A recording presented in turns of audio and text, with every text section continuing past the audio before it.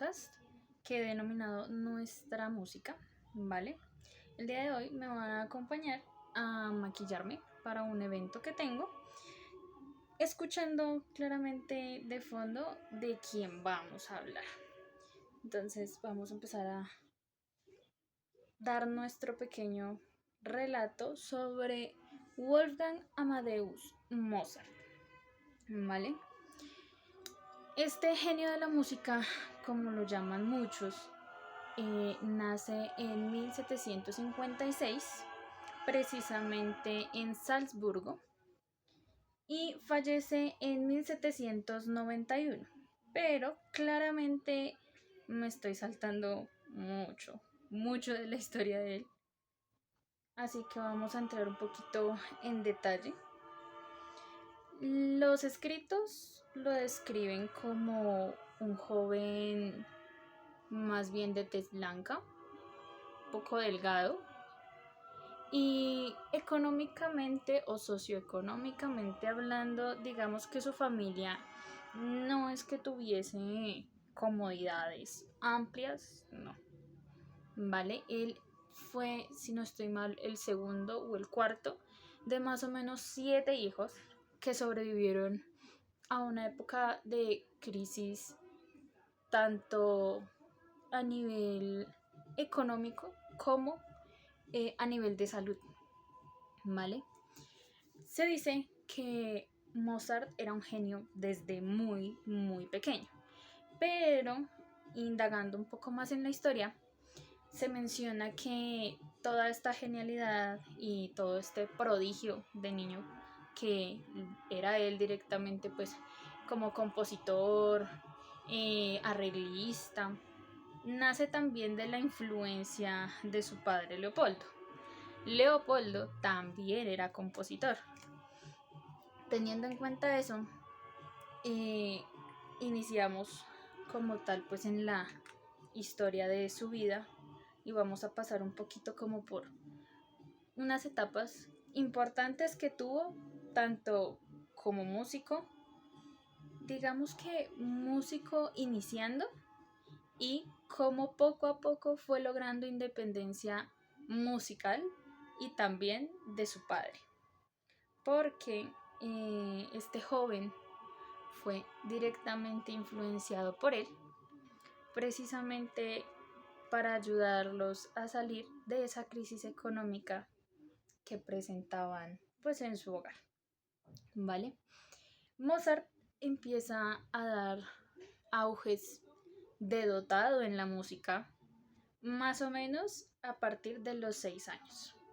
Así que su padre, claramente, al evidenciar ello, no perdió el tiempo, sino que aprovechó precisamente todo esto y lo lleva, o sea, lo saca de su pueblo natal, que es Salzburgo, y lo lleva a París y Londres.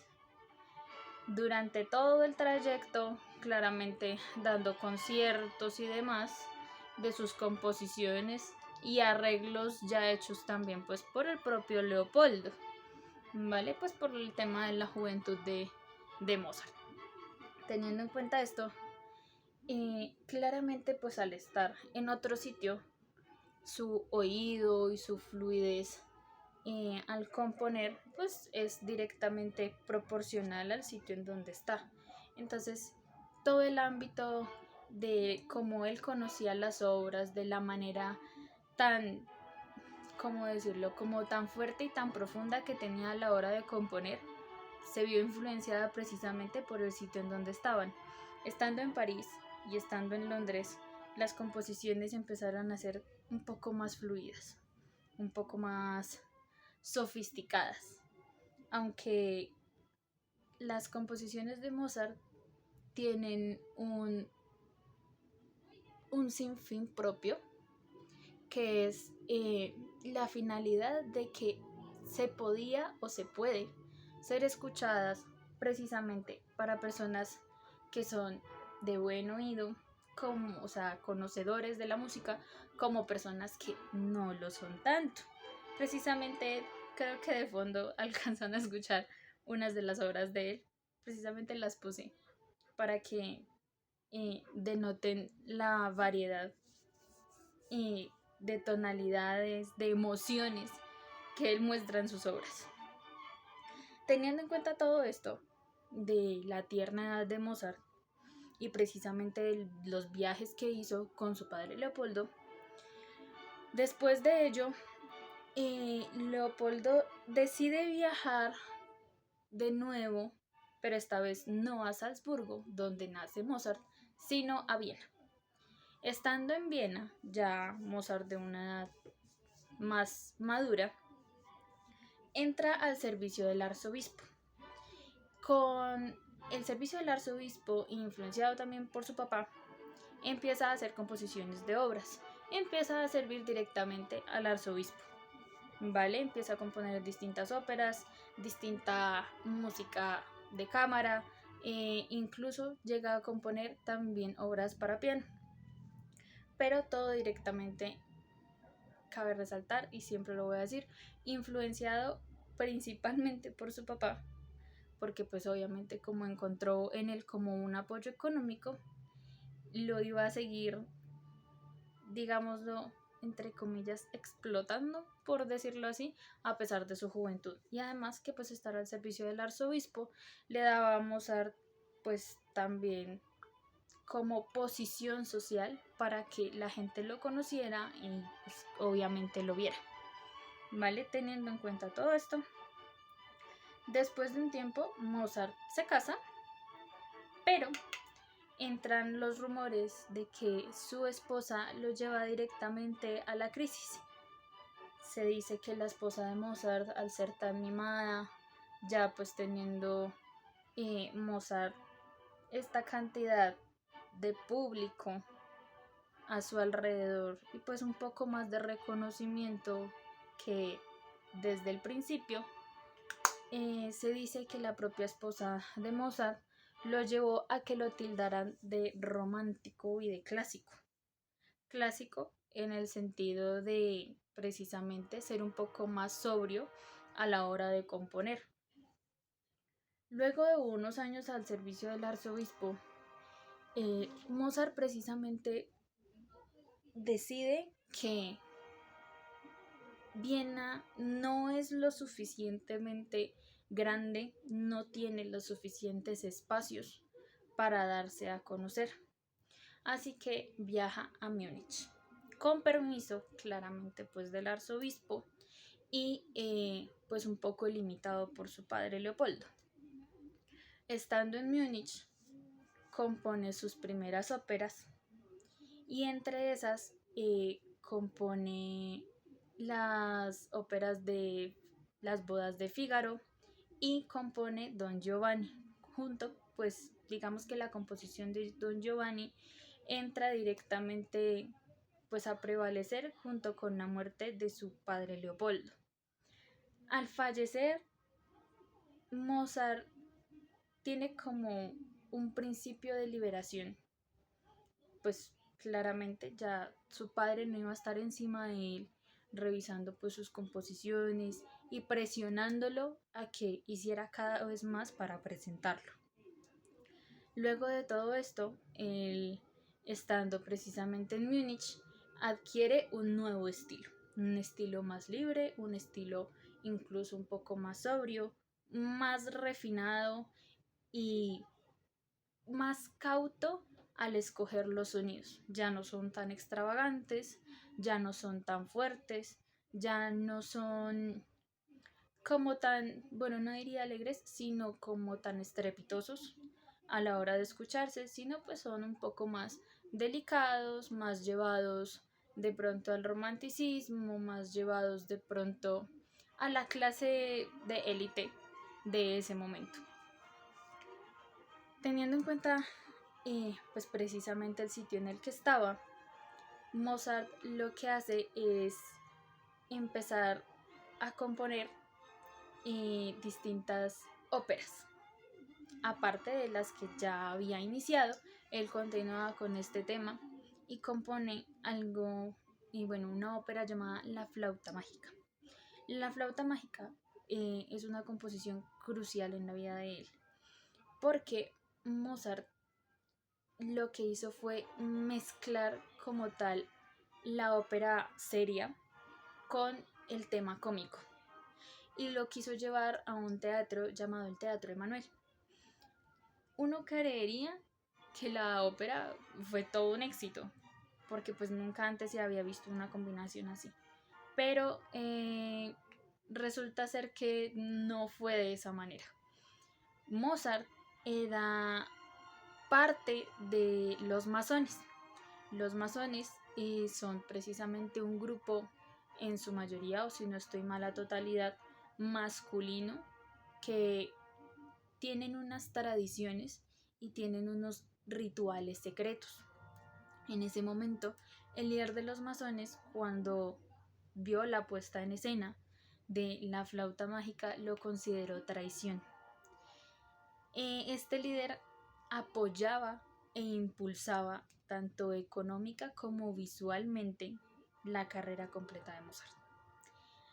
Entonces, el hecho de que lo hayan considerado traición implicó un declive en la carrera de él, sobre todo económicamente hablando. Luego de esto, ya completamente liberado, precisamente Mozart, de su padre, ya precisamente por su fallecimiento, incluso ya liberado del arzobispo, ya él habiéndole dicho, no quiero más, no voy a trabajar más, quiero buscar un estilo propio, quiero mezclar, quiero jugar con los contrapuntos, quiero jugar con las notas, quiero jugar con las notas mayores, las menores, las diferentes escalas e incluso los diferentes estilos que se me presenten. Ya teniendo todo esto él como en su panorama, llega un conde del cual no recuerdo bien el nombre, pero el objetivo de él fue indicarle que compusiese una misa. Simplemente le dijo, quiero que me compongas una misa. Tú sabes cómo realizarlo, confío en ti. Mozart ya tenía pues obviamente cierta edad, ya él era casi que un experto, por decirlo así, precisamente en todo este ámbito de la composición, y compone su misa de Requiem. Normalmente, o si nosotros la buscamos, es conocida esta misa como Lacrimosa. Él, al componer esta obra, lastimosamente no la concreta. Es decir, la empezó, pero pues no la finalizó. Porque en la composición de esta obra él fallece. La gente dice, hay escritos de, tal vez digo yo, teorías conspirativas, que dicen que mientras él componía Lacrimosa, tuvo visiones de su muerte, tuvo visiones de su fallecimiento. Él como tal fallece de una fiebre, de, creo que es un virus si no estoy mal. Fallece a mitad de la obra, no la termina de escribir, así que pues el conde no puede cumplir su cometido, no logra presentar esta misa como suya, pero lo que sí es cierto es que Mozart en esta obra nos deja primero una gran experiencia, porque escucharla es increíble. Voy a tratar de dejar el enlace anclado en la descripción del video.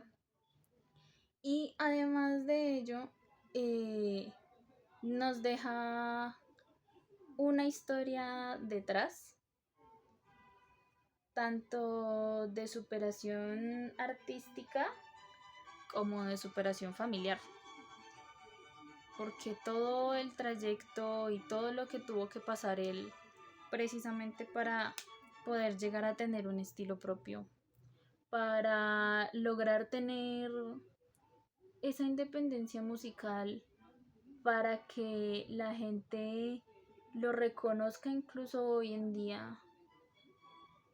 De pronto, más allá de sus obras, que sé que muchos hemos escuchado varias, por no decir que las principales,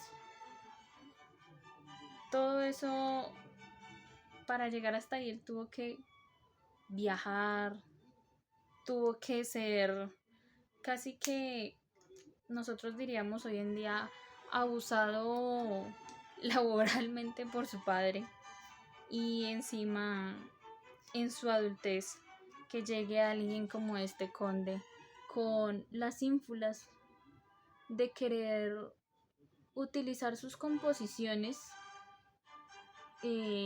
para pasarlas como suyas. Pues digamos que es una historia que, para no extenderme, puede ser que muchos se identifiquen con ella. Directamente después de todo esto hay muchas teorías, tanto de su muerte, de su vida, de el genio que era, porque hay personas que dicen que él propiamente nació con esa genialidad, que él nació ya sabiendo componer, ya como con un oído perfectamente adaptado. Pero pues la verdad es que todas las influencias que tuvo lo llevaron a él precisamente a convertirse en el genio y el referente que es para muchos hoy en día. Incluso pues precisamente en el siglo en el que estamos. Así que él, componiendo Lacrimosa, efectivamente no la finaliza, fallece, cae en enfermedad, él muere, pero aún así el escrito pues es encontrado tiempo después, pues de su puño y letra, y publicado y realizado precisamente pues por muchas personas. Bueno, como tal, creo que lo que hay que decir de él en general es que tuvo una vida no muy larga, porque falleciendo precisamente en 1791 y desde 1756 no es que haya una trayectoria gigante detrás de él, pero sí muy sustanciosa, que lo llevó precisamente a convertirse en todo lo que podemos ver en sus manuscritos, en todo lo que incluso actualmente creo que todavía hasta se investiga si se pueden recuperar obras precisamente de él. Vi hace poco un documental en donde mencionaba que lo más probable es que hayan obras que, por la antigüedad de los escritos, pues obviamente es muy difícil como de descifrar las notas a totalidad, pero pues se está trabajando en ello. No sabemos a ciencia cierta, o pues no se sabe a ciencia cierta, cuántas de esas obras, cuántos de esos escritos o partituras sean obras totales, o sea, composiciones totales de Mozart, porque pues obviamente él tomaba un poco de una persona, tomaba un poco de otra, luego unía, jugaba con las escalas, jugaba con las notas, jugaba con los tiempos. Pero lo que sí se puede decir es que hay mucho eh, de por aprender, por interiorizar, y para mí leer parte de su vida y darme cuenta que fue un niño espectacular a nivel musical.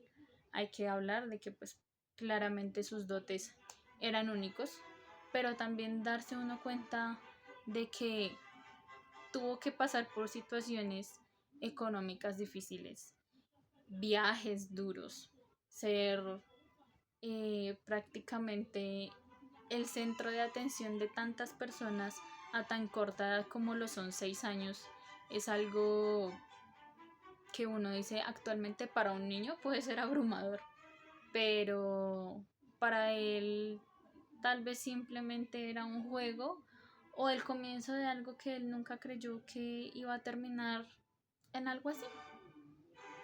Entonces, quiero aprovechar este inicio de podcast, este primer capítulo, porque espero que vengan muchísimos más, para que escuchen algunas de las obras de Mozart que les voy a dejar precisamente ancladas aquí. Bueno, esto fue todo por ahora. Un poquito de la historia y un poquito de unas teorías pequeñitas de Mozart.